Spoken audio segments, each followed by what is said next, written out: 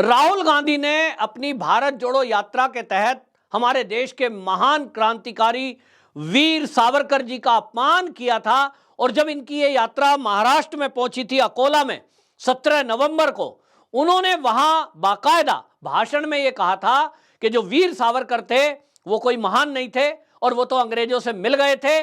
और उन्होंने नेहरू और गांधी का नाम लिया और उन्होंने कहा कि नेहरू और गांधी के साथ उन्होंने जो है धोखाधड़ी की थी। सवाल यह है कि राहुल गांधी ये बार बार वीर सावरकर को बदनाम करने की कोशिश क्यों करते हैं? इन कांग्रेसियों को वीर सावरकर से इतनी नफरत क्यों है?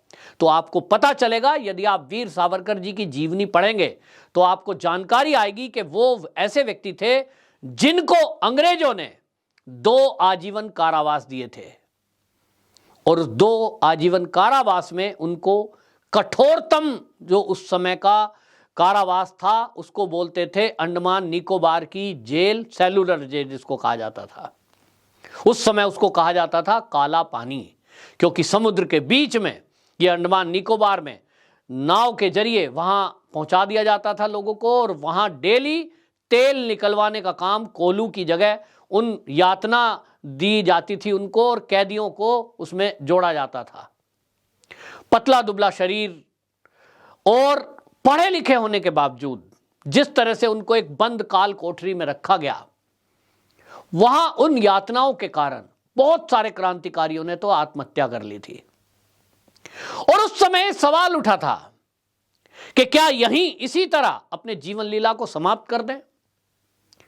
जो उनके जानकार और इतिहासकार हैं उन्होंने लिखा है कि उनको वहां बीमारी हो गई थी, टीबी हो गई थी और ऐसी स्थिति में, बहुत कमजोर स्थिति में, अगर कोलू के बैल की तरह उनको वहां चलाया जाता, निश्चित जानिए कुछ ही दिनों में उनकी मौत हो जाती।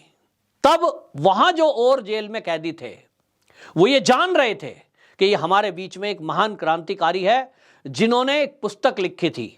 और वो पुस्तक, असल में मैं बता दूं कि वो पुस्तक ही इन कांग्रेसियों के चिढ़ का कारण है, इनके नफरत का कारण वो पुस्तक है।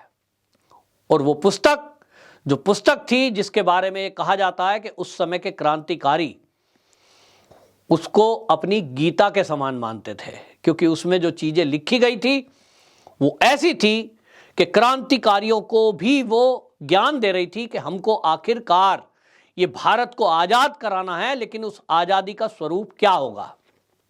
वो अखंड भारत की बात करते थे, वो हिंदू राष्ट्र की बात करते थे, वो नारा देते थे कि हमको इस भारत को हिंदू राष्ट्र बनाना है और अंग्रेजों से लड़ना है। तो एक पुस्तक लिखी 1857 का स्वातंत्र समर, और इस पुस्तक में उन्होंने जिस तरह से हमारे देश के अंदर जो क्रांतिकारी थे, रानी लक्ष्मीबाई थी और बाकी मंगल पांडे थे, उनके बारे में कैसे लिखा था कि भी किस तरह से हमारे देश को आज़ाद कराने के लिए कौन कौन महान क्रांतिकारियों ने कैसे काम किया, लेकिन जरा सी चूक के कारण वो विफल हुआ। और इन क्रांतिकारियों का एक ही सपना था कि किस तरह से भारत हिंदू राष्ट्र बने। और इसलिए जो क्रांतिकारी थे उनका नारा भी था पूर्ण स्वराज्य, स्वराज्य की मांग लेकर चल रहे थे। बाल गंगाधर तिलक हो चाहे और क्रांतिकारी हो, उनका नारा था। लेकिन बड़ी चालाकी से हिंदू राष्ट्र ना बने, इसके लिए जो आज के कांग्रेसी ये कहते हैं कि देश की आजादी में कांग्रेसियों ने काम किया और इनका तो पिल्ला भी नहीं उनके लिए मरा, ऐसा खड़गे जी ने संसद के अंदर बयान दिया था।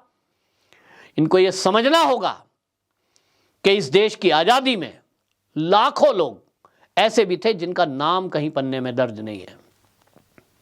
देश के अंदर हर भाग में ये कुर्बानी देने वाले लोग, देश के लिए मर मिटने वाले लोग थे। लेकिन इस देश की आजादी में जो स्वराज की बात चल रही थी, हिंदू राष्ट्र की बात चल रही थी, ऐसे सभी नेताओं को यातनाएं दी गई। और यहां आपको यह भी बता दूं, वीर सावरकर जी, उनको 1911 में ये काला पानी की सजा हुई और वहां 28 साल की उम्र में उनको जेल में डाल दिया गया। और इसी बीच में जो राहुल गांधी जिसका जिक्र कर रहे हैं, वो राहुल गांधी ये समझें कि 1915 में गांधी जी वो 21 वर्ष बिताने के लिए कहां गए थे? दक्षिण अफ्रीका, जिनको वो कह रहे हैं कि भारत की आजादी में बड़ा रोल है चरखे का। मैं गांधी जी पर कोई टिप्पणी इसलिए नहीं कर रहा हूं, यह इतिहास के पन्नों में दर्ज है कि एक तरफ एक व्यक्ति 1911 में 28 वर्ष की अवस्था में सेलुलर जेल में जाता है, 2 काला पानी की सजा मिलती है, और दूसरी तरफ गांधी जी 2015 में दक्षिण अफ्रीका चले जाते हैं और 28 साल वहां बिताते हैं। उसके आने के बाद उन्होंने कांग्रेस ज्वाइन की और बाकी चीज आप देख रहे हैं। तो सवाल यह उठ रहा है कि राहुल गांधी जिस तरह की भाषा बोल रहे हैं, इस तरह की भाषा क्या उनकी इस तरह की एक षड्यंत्र का हिस्सा है कि इस देश में जिन्होंने भी हिंदू की बात की, हिंदू राष्ट्र की बात की, इस देश की आजादी को लेकर जिनका नाम सबसे आगे आता है, ऐसे लोगों को बदनाम कर दो। बार बार कांग्रेसी इस बात को उठाते हैं कि वो तो अंग्रेज से मिल गए थे, अंग्रेजों से मिल गए थे। लोग कहते हैं जवाहरलाल नेहरू की हिस्ट्री उठा के देखें कि उन्होंने किस तरह का समझौता किया अंग्रेजों से। जब देश आजाद होने ही वाला था, अंग्रेजों के विरुद्ध जिस तरह से क्रांतिकारी एकजुट होकर आए दिन अपने आंदोलन चला रहे थे और उनका विरोध हो रहा था, यहां चंद्रशेखर आजाद, सुभाष चंद्र बोस जैसे लोग जो सेना बना करके उनका मुकाबला कर रहे थे, जब अंग्रेजों को यहां से छोड़कर जाना ही था, तब ऐसे कोई लोग आगे कैसे आए जिन्होंने ये खंडित भारत लेने का मन बना दिया और देश के टुकड़े हो गए। क्या इस खंडित देश के टुकड़े, बटा हुआ भारत, लाशों के ऊपर ढेर, लाखों लोगों का कत्लेआम, ऐसा किसी क्रांतिकारी ने सोचा था? तो उत्तर है नहीं। वीर सावरकर जी ने तो ऐसा कतई नहीं सोचा था। उनका कहना था कि यह अखंड भारत हिंदू राष्ट्र है और हिंदू राष्ट्र ही होना चाहिए, हमें इसके लिए लड़ना है। और इसीलिए इनको लगता है कि ऐसी किसी पुस्तक का जिक्र ना हो, क्योंकि वीर सावरकर जिक्र आएगा तो इस 1857 का स्वतंत्र समर इस पुस्तक का नाम आएगा, और जब नाम आएगा तो क्रांतिकारियों के बलिदानों की गाथा उसमें पढ़ी जाएगी और किस तरह से कौन कौन लोग देश के कोने कोने से किस तरह से अंग्रेजों के विरुद्ध एकजुट होकर लड़े थे, उसका जिक्र सामने आ जाएगा। और इसीलिए राहुल गांधी उसी एक नैरेटिव को चलाना चाहते हैं कि इस देश की आज़ादी में यदि किसी ने कुछ किया है तो वो जवाहरलाल नेहरू और महात्मा गांधी है।